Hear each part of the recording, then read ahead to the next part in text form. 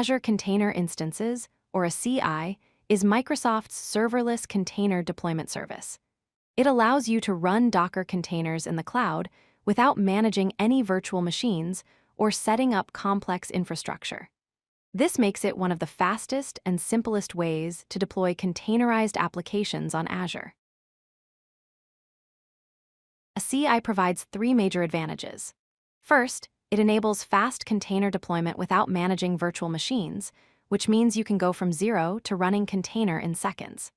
Second, you only pay per second of container runtime, making it extremely cost-effective for short-lived workloads. Third, there's no orchestration needed, so you can run single containers or container groups without the complexity of Kubernetes or other orchestrators. Let's look at the key benefits of Azure Container Instances. Quick starts allow you to deploy containers in seconds without any infrastructure setup. Simple management means no cluster or orchestrator complexity to deal with. Flexible scaling lets you scale individual containers independently based on your needs. And isolated execution provides hypervisor-level security for each container, ensuring your workloads are properly isolated from one another.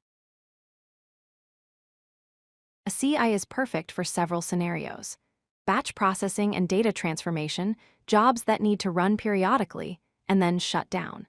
CI/CD build agents and testing environments that spin up on demand and terminate when done. Task automation and scheduled workloads that execute specific functions at certain times. And simple web applications and a P is that don't require the complexity of a full orchestration platform. Creating your first container is straightforward using the Azure CLI. The command a z-container create takes several parameters. You specify the resource group where the container will live, give it a name, provide the container image from a registry like Microsoft Container Registry, set a DNS name label for public access, and define which ports to expose. This single command deploys a fully functional container in the cloud. Container groups let you deploy multiple containers that share resources on the same host machine. Think of them as similar to Kubernetes pods. Containers in a group share networking and IP address, meaning they can communicate via localhost. They also share storage volumes for persistent data. This is useful when you have tightly coupled containers that need to work together, like a web application with a sidecar logging container. You can configure your containers using environment variables and secrets. Regular environment variables are set using the environment variables flag and are suitable for non-sensitive configuration, like environment names. For sensitive data like API keys or passwords, use the secure environment variables flag. These are encrypted and never displayed in logs or portal views, providing an extra layer of security for your credentials. Azure Container Instances supports three types of persistent storage. Azure Files provides SMB file shares that can be mounted into your containers, perfect for sharing data across container restarts.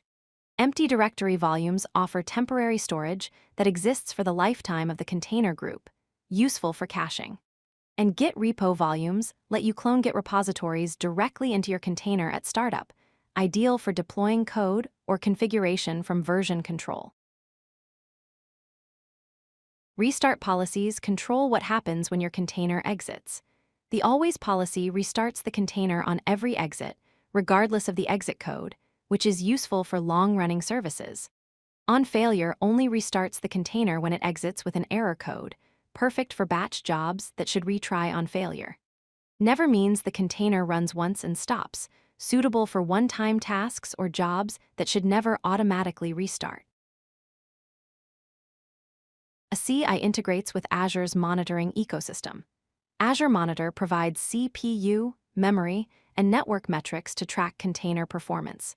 Container logs give you real-time access to standard output and standard error streams from your running containers. Log analytics allows you to query and analyze container data using powerful query language. And event logs capture container lifecycle events and errors, helping you troubleshoot issues and understand container behavior over time. If you like this video, hit that like button and don't forget to subscribe. Visit codelucky.com for more such useful content.